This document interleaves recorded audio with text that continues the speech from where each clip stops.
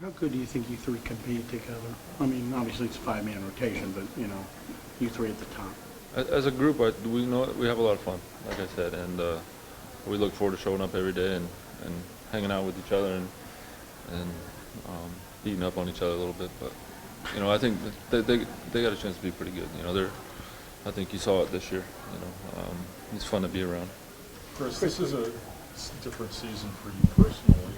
You have a new catcher for the first time. I mean, you've been with Matt, you know, since you've been in the Orioles organization, and you have your sixth different pitching coach. I mean, how do you deal with those two changes? It makes me feel old. It's going to be tough without Woody. I think he's still available, ain't he? And I think it'd be awesome to have him back. You know, but if not, you know, Caleb's been with him long enough. I think he's more than ready to take over. And Wellington, I've heard nothing but good things about. You know, talking to a lot of the guys about him. Got to talk to him a little bit last night. Seems awesome. You know, I don't see any problems going forward. And how about another new pitching coach?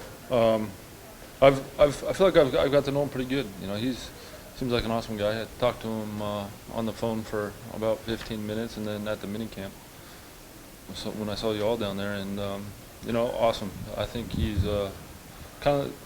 seems to me he's kind of the same as Dave and Dom. I think they know each other pretty well. They work together well, and they learn from each other. And I think they're very similar. That's my read so far.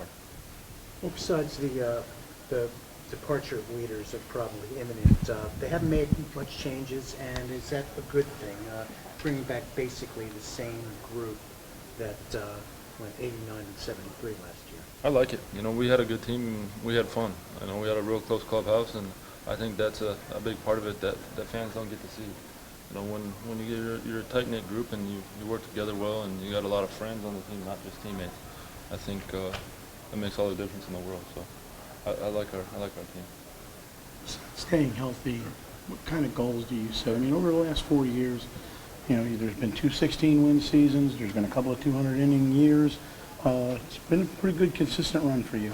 Yeah, you know, goals are kind of a personal thing. You know, you try to go out and be the best you can for your team every day, every fit day when you get the ball. And I think you know, the most important thing is making your starts. You know, I think that goes a long way with your teammates, with the guys that are showing up behind you every day. And when you're there every fit day and they know they can count on you to be there, then that's an important one. So that's what I focus on. Confident that the shoulder issue is completely behind you from the last year? Yeah, I am. You know, we work hard this offseason to make sure it's behind, and you know, a lot more shoulder stuff than I'm used to. You know, I'm used to just showing up and pitching, but you know, we've worked hard, and I'm pretty confident it's behind me. Are you expecting extension talks before the beginning of the season? Probably not. I don't know. I haven't heard anything, to be honest with you. I think that would probably come a little bit later, probably a little more closer to spring training if it did happen. So, but I haven't heard anything. Are you the kind of guy that doesn't like that distraction once the season starts?